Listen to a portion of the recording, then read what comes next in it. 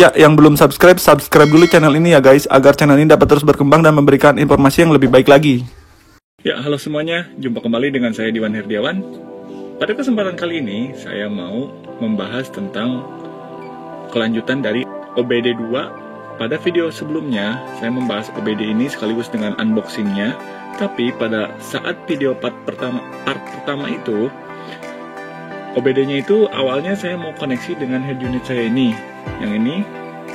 Tapi head unit saya ini nggak bisa, ternyata dia nggak bisa koneksi Bluetooth dengan OBD itu. Jadi OBD Bluetooth-nya ini hanya untuk koneksi telepon ya guys. Kemudian akhirnya pada video tersebut saya memutuskan untuk mereview dengan menggunakan laptop. Nah, pada video kedua ini saya mau berbagi kepada kalian berbagi informasi tentang OBD2 dengan menggunakan Android guys, tentunya dengan smartphone. Saya bakal gunakan smartphone ini, smartphone saya, dan mau mereview tentang OBD2 ini guys. Oke, tanpa lama-lama kita langsung aja. Yang pertama perlu kita siapkan adalah tentunya OBD2-nya. Untuk OBD2 ini harganya sudah dibahas di video saya yang pertama, part pertama. Jadi kalian buat yang pengen tahu silakan tonton video saya yang part pertamanya. Kemudian selanjutnya tentunya kita harus menyiapkan smartphone Android, karena sebenarnya OBD2 ini ada dua jenis, yang Bluetooth dan Wi-Fi. Nah kebetulan saya beli yang Bluetooth, jadi untuk digunakan di handphone iPhone itu nggak bisa guys, karena Bluetooth iPhone tahu sendiri koneksinya itu spesial guys, nggak sembarangan bisa terkoneksi dengan Bluetooth iPhone. Sehingga pada video pertama itu saya nggak bisa review karena saat itu handphone saya masih menggunakan iPhone. Nah sekarang saya sudah menggunakan Android, jadi OBD2 Bluetooth ini bisa digunakan, dan ini sudah saya coba dulu sebelumnya dan memang bisa digunakan guys. Oke, tanpa lama-lama kita langsung aja. Yang pertama kita perlu masukkan atau connect atau tancapkan OBD2 ini ke mobil kita. Untuk lokasinya sih sama seperti yang di video pertama saya ini ya, ada di bawah setir sini, di bawahnya. Kita pasang dulu.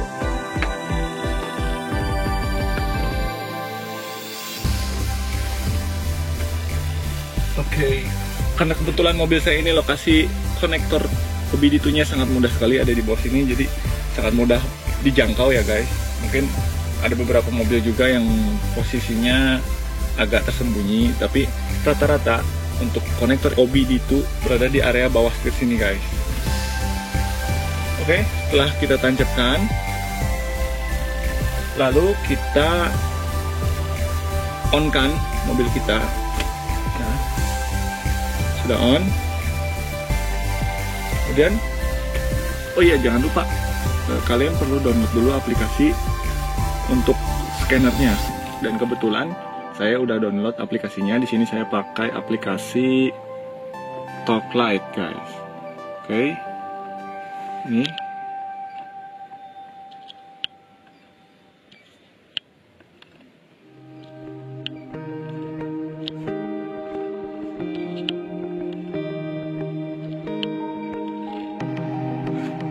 Kebetulan di sini saya pakai aplikasi Talklight ya, sudah saya download. Nah ini aplikasinya, kita buka. Nah ketika tampilan pertama ini akan seperti ini guys, welcome to Talk. Nah ini kita klik OK aja. Oke. Nah ini dia sedang mengkoneksikan ya, ada simbol lagi kedip-kedip ini lagi koneksi. Nah ini kalau sudah terhubung, maka di sini akan ada keterangan connected to ECU OK. Ini berarti artinya OBD2 dan scanner aplikasinya sudah bisa digunakan guys.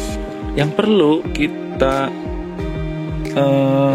buat dulu di sini yaitu kita perlu menambahkan tampilan seperti ini guys. Ini data-data dial yang diperlukan oleh kita. Nah ini karena mobil saya sudah kondisinya on dan ini sudah pernah saya pakai juga sebelumnya, jadi sudah saya setting layout dan sebagainya. Nah untuk tahap pertama, buat kalian yang baru pertama kali membuka aplikasi Talklight ini, mungkin tidak akan tampil seperti ini ya, pasti akan blank seperti ini. Nah, di sini kita untuk menambahkannya, di sini klik tombol gear atau setting. Lalu di sini add display guys. Add display. Nah, kita bisa memilih untuk tipenya mau yang bentuk di dial, grafik atau display. Saya pilih display seperti ini. Nah, di sini ada banyak pilihannya yang mau ditampilkan. Nah, ini untuk tampilan ini tidak semua mobil bisa menampilkan menu ini guys. Jadi memang menunya ada, tapi ketika kita mau memilih itu belum tentu bisa dibuka, bisa dibaca oleh OBD2-nya karena tergantung kondisi mobilnya juga. Kalau mobilnya memang nggak ada sensornya, yang nggak akan kebaca seperti itu guys. Untuk contoh simpelnya kita klik ini nih, engine coolant temperature, kita buka, oke. Nah seperti ini. Nah lalu ada pilihan mau kecil, sedang atau besar ukuran displaynya. Kita pilih medium aja. Nah seperti ini guys. Ini temperatur coolant. Oh iya, untuk display ini hanya berupa angka aja ya. Tapi kalau untuk yang dial, dia berupa analog guys. Nih saya coba pilih sama menunya, coolant, medium. Nah untuk yang dial itu bulat ya, berbentuk jarum seperti itu. Nah untuk menghapusnya kita cukup ditekan lama, lalu ada menu delete display. Kalau kita mau merubah layoutnya, kita tekan move display seperti ini. Nah ini bisa dipindah-pindah seperti ini guys. Oke, kita hapus aja, kita ulangi dari awal. Oke guys, sebelumnya saya mau hidupin mobil dulu ya, gerah karena lumayan gerah ini di dalam mobil, seperti sauna rasanya. Jadi kita hidupin biar ada AC-nya, biar adem, biar nyaman juga bikin videonya guys. Oke, kita hidupin dulu.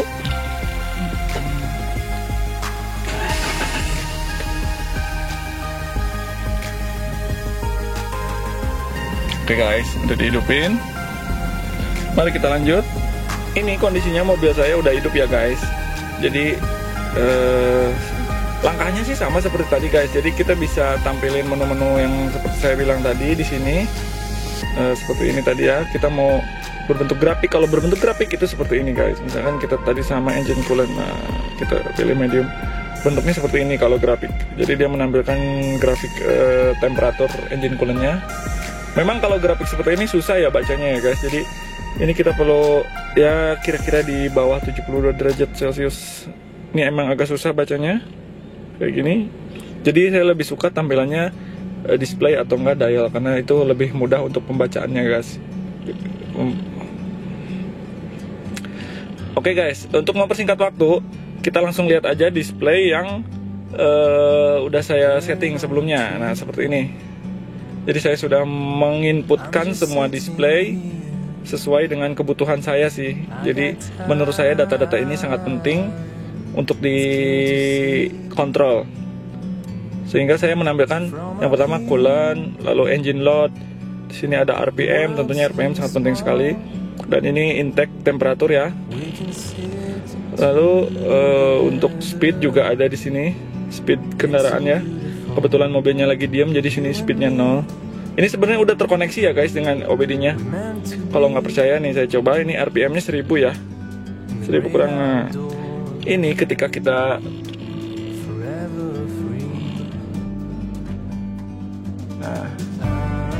tuh bergerak sama-sama ya datanya. Nah ini di angka 1000 dan aktual di kendaraan pun 1000 kurang sama sih. Ini juga 1000 kurang ya. Kita gas, dia akan bergerak sama-sama. Nah seperti itu guys. Tuh, dia naik juga, berarti ini memang terkoneksi ya. Oke, selanjutnya ini throttle persentase. Jadi ketika bukaan ya, di sini kita bisa mengetahui bukaan throttle. Ketika kita injak gas ini, maka si dialnya ini akan bergerak. Nah seperti itu guys. Jadi ini bentuknya persentase. Kemudian timing advance, pengapian ya. Kita juga bisa kontrol ketika kita gas seperti ini. Nah, kemudian vakum juga. Dan di sini ada voltmeter untuk mengecek kondisi baterai mobil. Ini sangat penting juga menurut saya. Saya kira itu aja sih yang paling penting untuk dikontrol di kendaraan kita. Selebihnya sih hanya untuk pelengkap aja guys. Tapi di sini menunya itu ada cukup banyak. Kalau kita lihat nih, di sini ada 0 sampai 60 mil per hour time. Jadi jarak tempuh dari 0 sampai 60 mil per jam itu dalam waktu berapa detik. Ini di sini memang menunya ada, tapi belum tentu semua mobil bisa mendapatkan data ini, karena ya tergantung, kembali lagi seperti saya bilang tadi, tergantung dari kondisi mobilnya. Apakah mobil tersebut memiliki alat untuk mendeteksi ini atau sensor. Kalau memang dia dilengkapi dengan sensor tersebut, maka dia bisa membaca data ini. Tapi kalau tidak ada, ya nggak bisa guys. Kayak seperti ini, acceleration sensor. Ini banyak sekali ya menu pilihannya di top light ini. Ada macam-macam, sangat lengkap menurut saya. Tapi yang kita perlu bijak juga menggunakannya ya, karena nggak semuanya begitu penting sih guys. Jadi pakailah yang menurut kalian penting-penting aja guys. Karena kalau kebanyakan kita tampilkan, itu malah bikin pusing kita juga. Full pressure memang ada di sini menunya, tapi kayaknya nggak bisa kalau di mobil saya guys. Kita coba aja. Nah tuh, kalau yang nggak bisa itu seperti ini nanti tampilannya, ini ada no data. Itu artinya bahwa mobil kita tidak memiliki alat atau sensor untuk mendeteksi data tersebut, sehingga datanya tidak bisa ditampilkan oleh top light ini guys. Kita hapus lagi aja. Kita coba masukin lagi di layar yang kosong. Ada display. Nah, ini juga ada speed. Speed itu ada dua pilihan. Ada yang berdasarkan GPS dan ada yang berdasarkan OBD. Kalau mobil kita sudah dilengkapi dengan GPS, mungkin bisa menggunakan data ini. Tapi kalau mobil kita nggak ada GPS-nya, itu kita pilih yang OBD aja. Jadi dia nanti penunjukan kecepatannya itu berdasarkan data yang diterima oleh ECU, akan diteruskan ke OBD ini dan ditransfer ke top light ini guys. Nah oke guys, selanjutnya di sini ada menu pilihan fault code. Ketika mobil kita ada suatu masalah, di meter cluster setiap mobil itu ada logo check engine guys. Nah, dimana check engine itu untuk menunjukkan indikator, dia tuh ada kodenya sebenarnya. Misalkan ada 2 kedipan atau beberapa kedipan dan bermacam-macam simbol kedipan, itu mengartikan kode-kode yang berbeda untuk setiap trouble-nya. Nah, kalau seperti itu kita kan tentunya sulit ya guys untuk mengetahui dari mana trouble tersebut berada. Nah, dengan adanya OBD2 ini dan aplikasi top light ini membantu kita untuk mengetahui dengan cepat keadaan atau kondisi trouble yang ada di mobil kita. Jadi fault code ini untuk membaca data trouble code pada kendaraan kita. Ketika kita ketik di sini, dibuka fault code-nya, kita pilih show log fault seperti ini guys. Nah, kalau nggak ada masalah itu di bawah sini akan tampil tulisan seperti ini, nanti tunggu. Nah, no fault code stored in issue 0. Itu artinya bahwa kendaraan saya atau mobil saya nggak ada masalah. Tapi jika ada suatu masalah, maka akan muncul list data trouble code-nya. Kemudian di sini ada clear log. Nah, clear log ini fungsinya untuk menghapus data trouble yang pernah terjadi guys. Ketika kita klik sini, dia akan timbul tulisan seperti ini. Clear fault code. You should only perform this action after the fault has been fixed and when the vehicle is stationary. Itu artinya jika kendaraan kita belum diperbaiki kerusakannya, maka data tersebut tidak bisa dihapus. Bisa dihapus, tapi datanya akan muncul lagi guys, karena memang problemnya belum teratasi. Nah, kita bisa mengclearkan data fault code ini ketika kerusakannya sudah diperbaiki. Itu guys. Jadi saya ingatkan, OBD2 ini tidak bisa untuk memperbaiki kendaraan kita guys. OBD2 ini adalah alat untuk membantu kita mengetahui data trouble code, di mana kita bisa mencari suatu masalah pada kendaraan kita dengan cepat, tepat. Seperti itu guys. Oke, kita oke. Lalu ada menu show pending faults.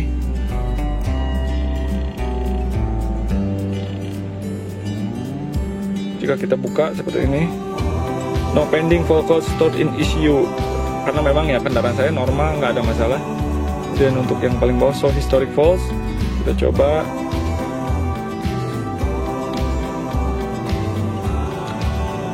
Tampilannya no historic fault code, stored in ECU juga, karena memang sebelumnya kendaraan saya juga nggak ada masalah juga guys.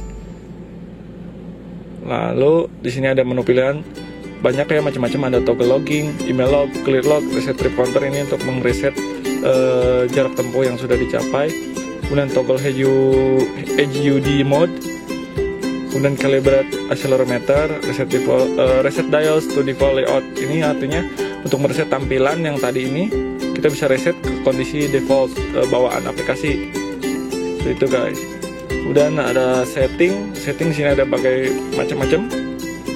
Ada preference, itu isinya seperti ini. Ada engine replacement, ada vehicle weight, maximum RPM, kemudian ada tema, unit, OBD2 adapter setting. Ini. Nah, tadi yang saya bilang OBD2 ini ada dua jenis ya, ada yang Bluetooth dan Wi-Fi. Sebelum kita melakukan konektivitas dengan mobil kita perlu pilih dulu menunya di sini guys.